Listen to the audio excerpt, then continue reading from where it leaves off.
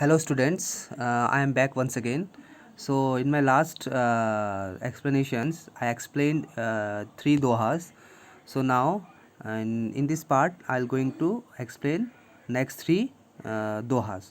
So my fourth doha is क्या है दोहा? सुखिया सब संसार है, खाए अरु सोए, दुखिया दास कबीर है, जागे अरु रोए। तो सुखिया, ये तो सुखिया किसको कहा गया है? सुखी को। हाँ, सुखी को कहा गया है।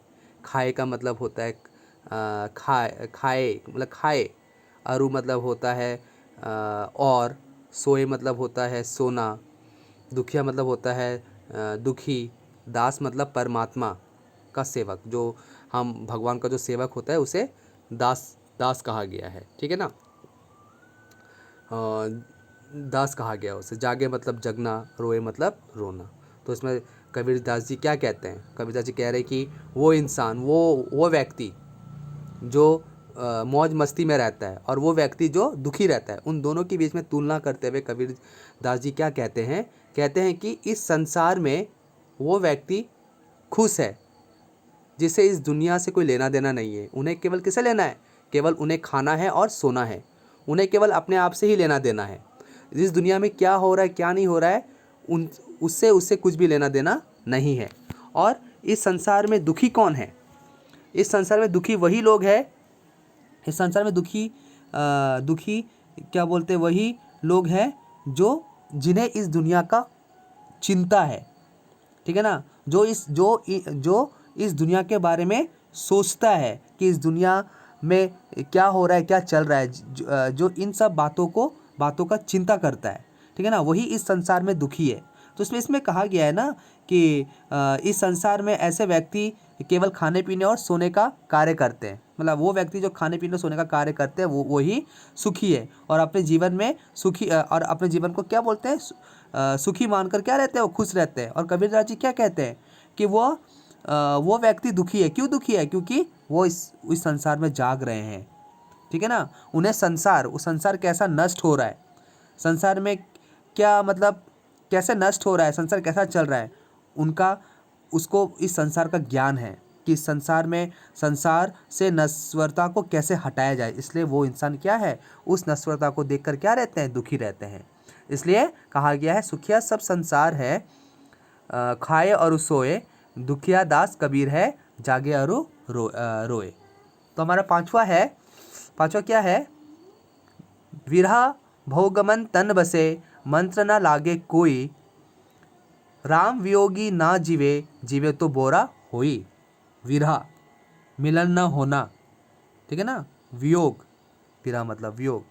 ठीक है, देन क्या है उसके बाद? भौनगम मतलब सांप, ठीक है ना, भुजंग, तन का मतलब होता है शरीर। हाँ, मंत्र मतलब उपाय।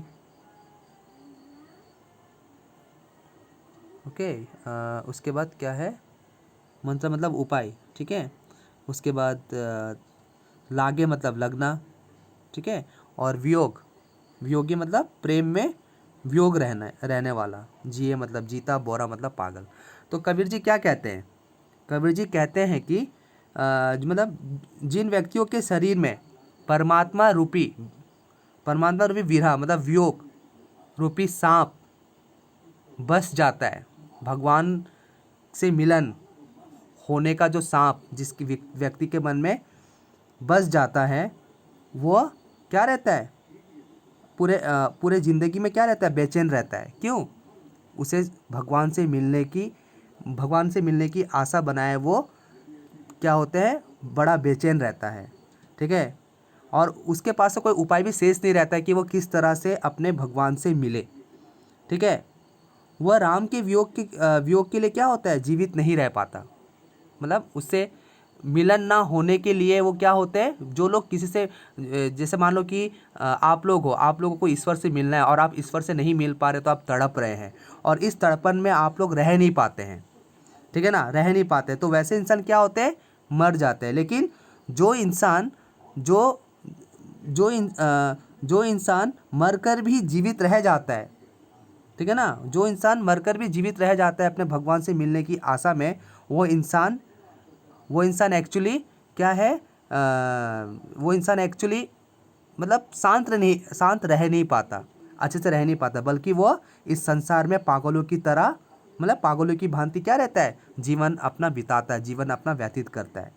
हाँ, परमात्मा से मिलन ही इसका क्या है, एकमात्र उपाय है। मतलब वो इंसान अगर परमात्मा से मिल जाए तो वो पागलों जैसा जीवन व्यतीत नहीं नहीं करेगा, मतलब वो पागल नहीं होगा, वो भगवान से नहीं मिल पा रहा है, इसलिए वो पागलों जैसा वो अपने जीवन को क्या कर रहा है, व्यतीत कर रहा है।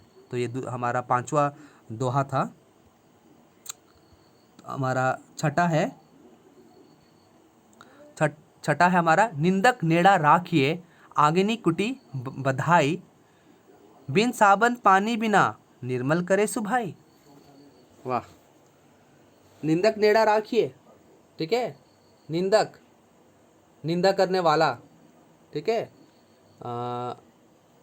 नेड़ा नेड़ा नेड़ा मतलब होता है करीब, पास में, रखिए का मतलब रखना होता है, आंगनी मतलब आंगन होता है, ठीक है, कुटी मतलब कुटिया होता है, बधाई का मतलब बनवाकर होता है, साबन का मतलब बताया गया है साबुन को, ठीक है, पानी मतलब पानी होता है, ठीक है, निर्मल मतलब निर्मल साफ, हाँ, सुबह मतलब स्वभाव चरित्र।